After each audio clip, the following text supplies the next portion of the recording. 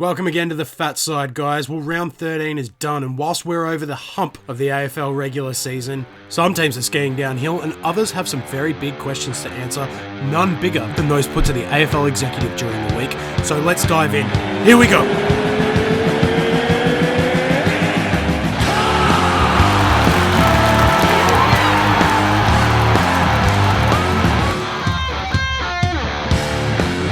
Oh yes, and welcome to another edition of the Fat Side. My main hombre Jack is off today. He's chucked a sickie, severe man flu-itis. So, grab some cotton buds, plunge out your ear holes, because you're going to get my whiskey Winfield crafted tones all to your lonesome this week. Let's dive in. The results.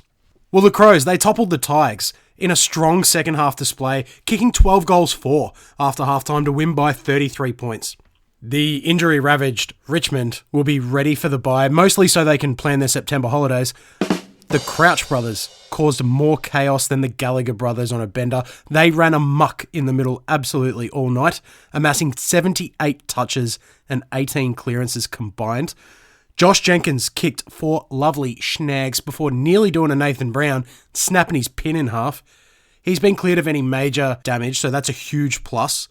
Tex Walker also had 3 goals 3, and for Richmond, Dusty carried on his mid-year return to form with 32 and 2 goals.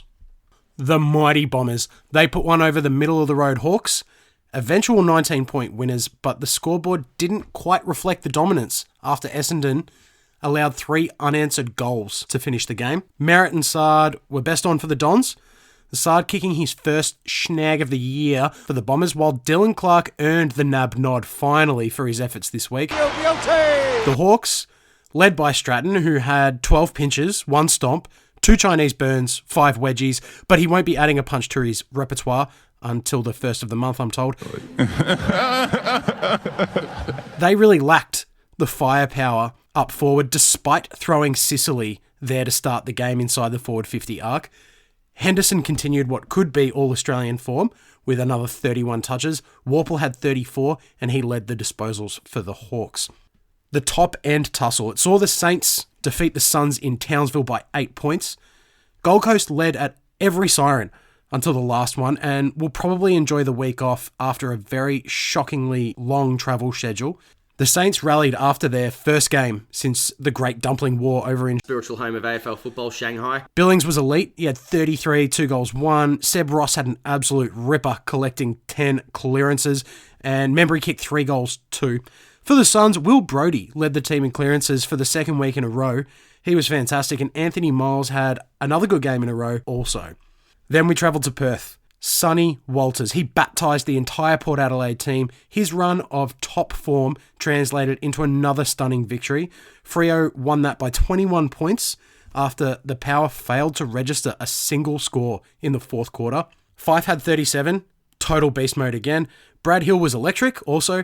Brayshaw, he was huge in the fourth quarter, a great rundown tackle in there. But the man whose altar they've been coming to pray at week after week so far, Michael the Saviour Walters, absolutely huge. 6 goals, 1, 25 touches, and slotted critical fourth quarter goals yet again. He is tougher to shut down than Jack at karaoke. In your head, zombie, zombie, zombie. For the Power, Boak is cementing his All-Australian status with another 36 and 1 goal game. Robbie Gray looked back to his best touch also, but the Ryder-Lysett duo really failed to capitalise on the green shoot Sean Darcy. Then we had what was the game of the round, Carlton. They had the Doggies shook. In the end, the Doggies did hold on to win by 3 points. It would have been one of the most impressive wins ever had Carlton actually gotten over the top. Multiple 30-point deficits during that game. They looked totally conquerable. But in the end, the Doggies did hold true, and Bevo would probably be very bittersweet about that victory.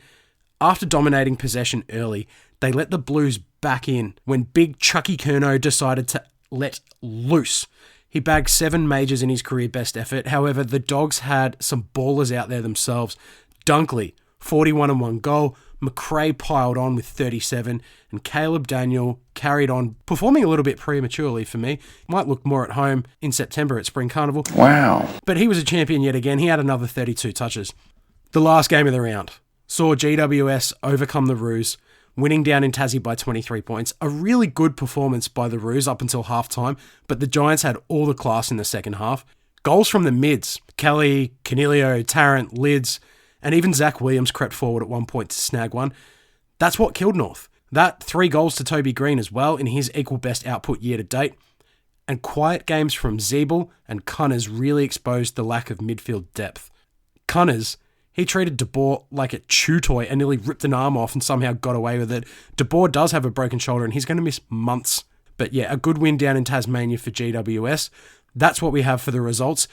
Here we go! Into the votes. Now, Jack has sent his through to me right in front of me, but I'll start you off with mine. My first vote, it goes to Jack Billings. This is who we expect out of Jack Billings. 2 goals won, 33 touches. The 60% disposal efficiency could increase, but 8 marks, and he ran all day. He also helped his coach keep his job for a little bit longer. But this is really what Saints supporters and a lot of people in the football fraternity expect out of Jack Billings. Big games like that on a more consistent basis, so well done.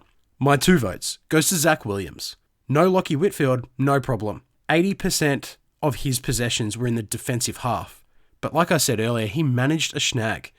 28 touches, 80% efficiency, 4 clearances, 6 marks, 6 rebound 50s, and the most metres gained on ground. Absolutely critical to that win. He's slotted in very nicely into a high possession role where he can creep forward, so well done to Zach Williams. My 3 votes goes to Josh Dunkley. He was on track to break records. He had about 27 in the first half. He ended up with 41, also had 10 tackles, 7 clearances, and he was everywhere across halfback. He even snuck forward to grab a snag, and he was the best player on the Bulldogs team that day in what ended up being quite a tough win, so well done. My 4 votes goes to Charlie Curnow. This kid had 9 second half touches for 5 goals won and 1 goal assist. That is an incredible performance. It was an incredible game, and he nearly took it by the scruff of the neck for the win. And the Dogs had no answer for him. I don't think a lot of teams will have an answer for him if he keeps playing footy like that. That was excellent stuff to see from Charlie Curnow, and I'm sure Blues fans are lapping it up. My 5 votes, it goes to Sonny Walters. Mama, there goes that man. 25 touches, 6 goals won. But the fourth quarter Sonny, again, he had 9 touches for 2 goals and essentially won the match. I'm speechless. Gary Lyon said that this guy might be the best player in the AFL right now. It's hard to argue with that. The form that he's in and the matches he's winning off his own boot, I don't know how he stopped. Let's go to Jack's votes. 1 vote, Josh Dunkley. Now, obviously, I gave you all the reasons. I'm surprised Jackie Boy didn't pump him up a little bit, considering he's a red, blue, and white boy. But understandably, he did quieten down a little bit in the second half. Perhaps that's the reasoning. His 2 votes, Josh Kelly. Josh Kelly had a sensational game. He had 35 touches. He absolutely dominated all over the ground, and he was the difference in class in the midfield. That's what North Melbourne lacked and why they lost, and Josh Kelly showed why he's an out-and-out superstar. Jack's 3 votes goes to Charlie Curnow. Again, all those reasons. They didn't win the game, which is obviously why Jack's marked him down, and that's fair enough. Winning games is critical to climbing up a little bit higher in the votes. That's why I didn't give him 5 despite having a 7-goal performance. So Jack's 4 votes has gone to Jack Billings, probably because he's another Jack. No, but in all honesty, like I said at the start, I gave him 1 vote, but he did have a sensational game.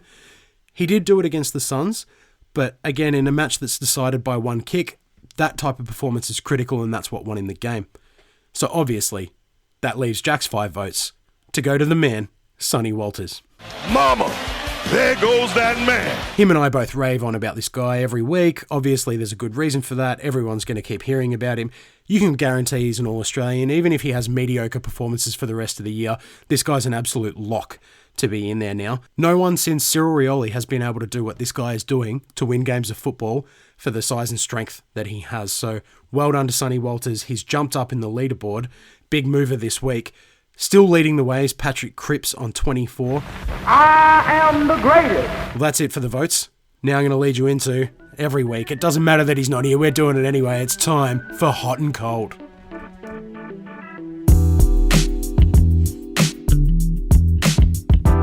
Now, each week I give Jackie Boy a selection of players that are running absolutely hot and those that are a little bit frosty. But let's start with the running hot last week. I gave him Darcy Parish. He'd managed 30 touches 2 weeks in a row. I said I wanted 25 5 clearances. Jackie Boy said yes. He had 21 and 1 clearance. That's going to cost him a frothy. The second one was Max Gawn. Now, obviously, that game gets played this week. However, I asked Jack if he wanted a mulligan on that, but he said he wants to stick with Max Gawn. Maxi Boy needs to get 25, 50 hit-outs, 6 intercepts versus Freo at the G, so let's see if he can do it. But this week, for my players that are running hot. He's heating up. He's on fire. Rowan Marshall. Now, the last 2 weeks, round 11 and 13, he's averaged 21 touches at 75%, 32 hit-outs. Versus rounds 9 and 10, he's managed 9 inside 50s compared to 2. His clearances have doubled. His contested possessions are up by 5 per game, and he's had 5 contested marks in that time as well. So what I want to know from Jackie Boy is, can he challenge Steph Martin and win the hit-outs and win the total disposals as well? I put this question to Jack earlier, and he gave me an affirmative. He said, rightly so, that Steph Martin hasn't been the player that we thought he would be this year, and his contested possession numbers are down, his disposals are down, so he's confident that Rowan Marshall can get the chocolates against him, so can't wait to see what happens there. I reckon I'm in line for a froth. My second player running hot this week. He's heating up. He's on fire. It's Nat Fyfe. Now, he had a run of 4 30-plus possession games, and then he ran into the Bombers where he had 24. Then he came up against the Lions where he had 26, but he did get 1 goal and 6 clearances. Since then, he's averaged 32 touches, 2 points versus the Pies, and after the bye, he still ran hot with 37 and 10 clearances on the weekend. So what I wanted to know from Jack is, can he maintain that?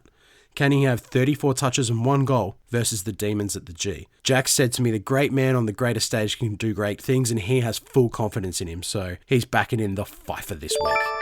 Now, for my players who are a little bit frosty and are running cold. Starting off with last week, I gave Jack Jaeger O'Meara. Now, he needed to get 25, 6 clearances and 12 contested versus the Dons. Jackie Boy said absolutely no chance. His boy Dylan Clark was going to give him bath time 2.0, and he nailed it. Just. Jaeger had 24, 5 clearances and 9 contested. So it's a big tick for Jacko. That's minus a froth, mate. The other one I put in was Titch Edwards of the Richmond Footy Club. That's yet to conclude. He didn't end up playing. He had a hamstring complaint, so we'll wait to see if he can get up for their game versus the Saints post-bye, where the bet will still stand. But for this week's players who are running cold. You're as cold as ice! Gary Rowan, top performing recruit. However, the last 2 games, he's had 4 touches, 0 scoreboard impact, 0 marks in 82% time on ground versus his old mob, the Swans. Then he had 8 touches and 1 goal in the routing of Richmond. So even in the big wins, he's not really stepping up and doing what he did at the start of the year. His contested possessions have also halved. No contested marks for 3 weeks. And in rounds 1 to 10, he averaged 11 touches, 2 goals and 4 marks. So I asked Jack, can he respond after a rest? Can he get 9 touches, 2 goals and 3 marks versus the Power this week? Jack said yes. A lot of confidence in that cat. So we'll see how he goes with that one. The second one, running cold this week. You're as cold as ice! It's one of my boys. It's David Zaharakis. Now, I watched him on the weekend, and he was walking in space. He was pointing fingers, and he almost never got on the burst whatsoever. Before the weekend, in wins this year, he averaged 29.5 touches, 11 contested, 5 inside 50s. In losses, he's averaging 19 touches, 6 contested, and just over 2 inside 50s. I want to know if he can help my team and his team potentially get a win this week and get 25 touches, 9 contested, and 4 inside 50s against the Eagles over in Perth. Jack said he doesn't have a lot of confidence in him, and I can't really blame him for feeling like that at the moment. He's given me a big fat no. I hope for my sake that he's wrong. But that caps off the hot and cold for this week. Now it's time to shine the spotlight on a few things.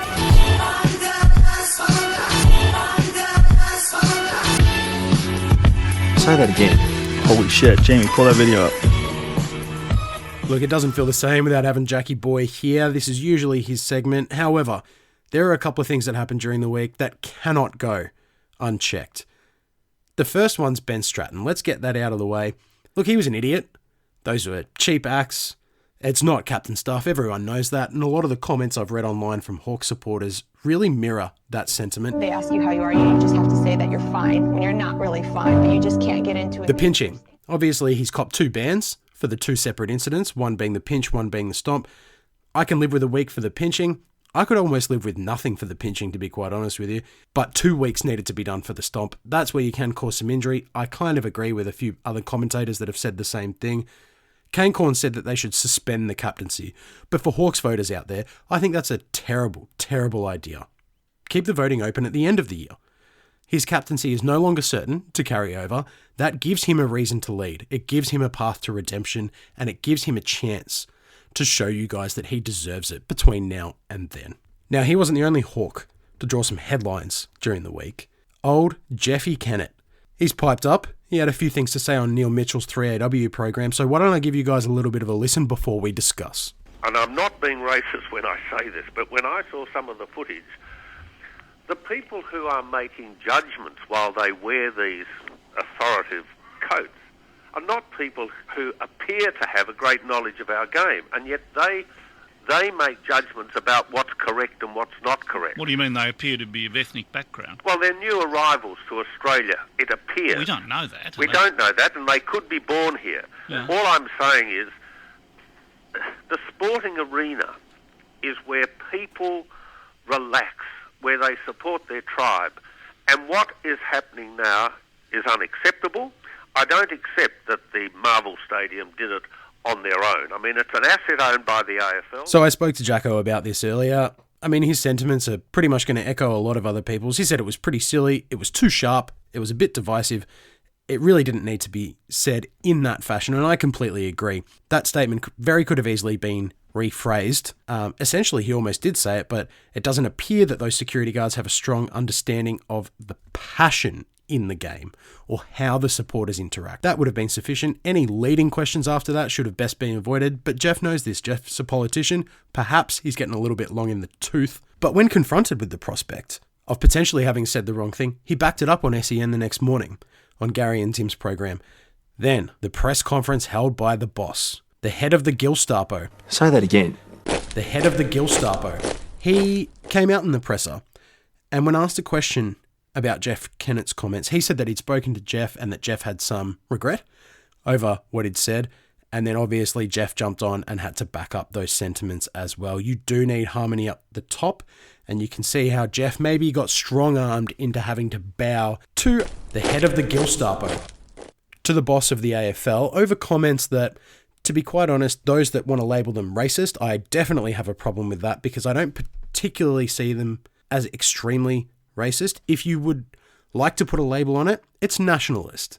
It's having a strong sense of nationalism. It's having a strong sense that because they're outsiders, that perhaps they don't understand the internal machinations of what it means for someone to go to the football. And I think he tried to go to lengths to explain that. He didn't do a great job, and he would really regret the language he used. And I don't condone the way in which he said it because it does come very close to pointing out the cheapest type of distinction between people, and that is the colour of their skin. It comes very, very close to that.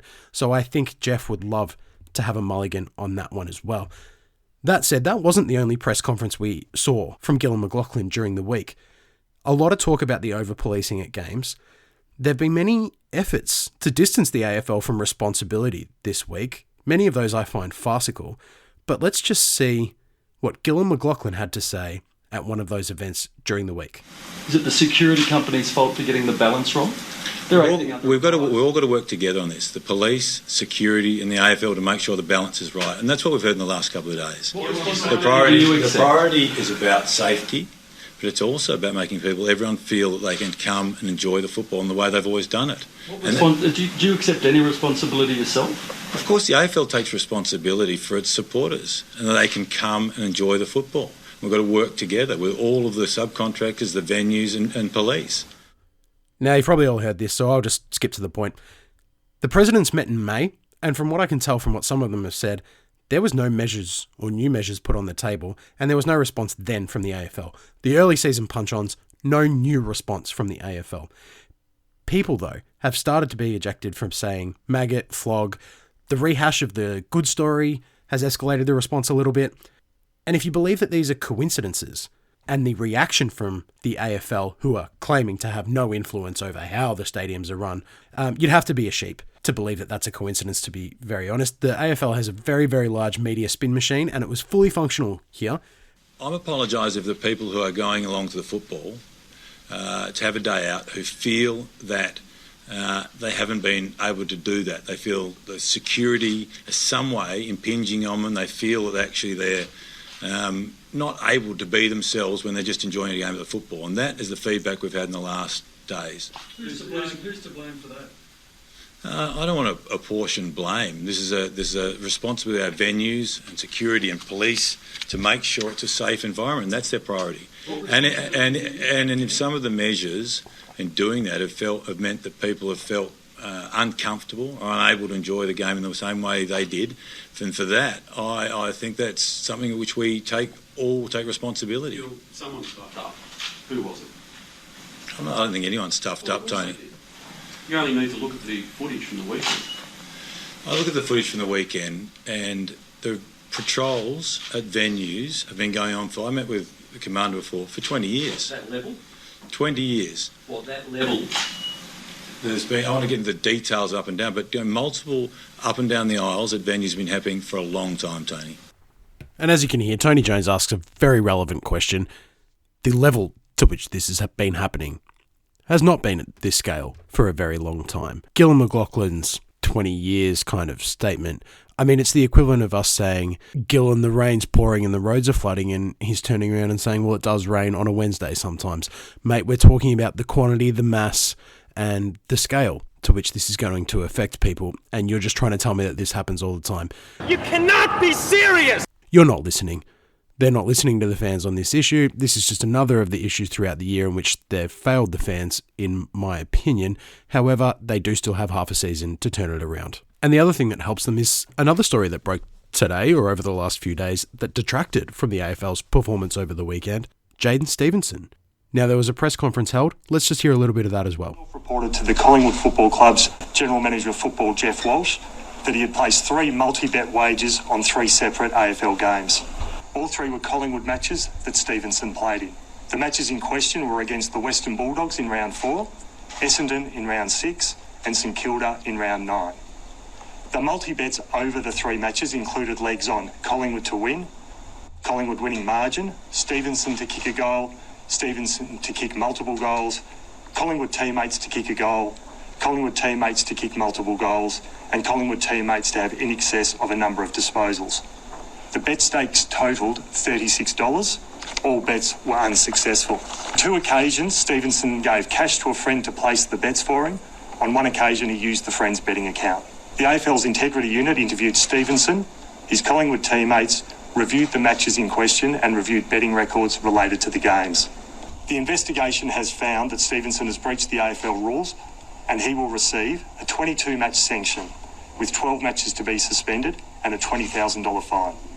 The 12-match suspended sanction will apply for the remainder of Stephenson's AFL career. There is no clearer instruction. AFL players, club and league officials are banned from betting on Australian rules football in any form. Yeah, idiotic stuff there from young Stephenson, but he is young, so he's got a lot of time ahead of him to atone. Look, the bets, the amounts, and the types of bets, they just add to his idiocy.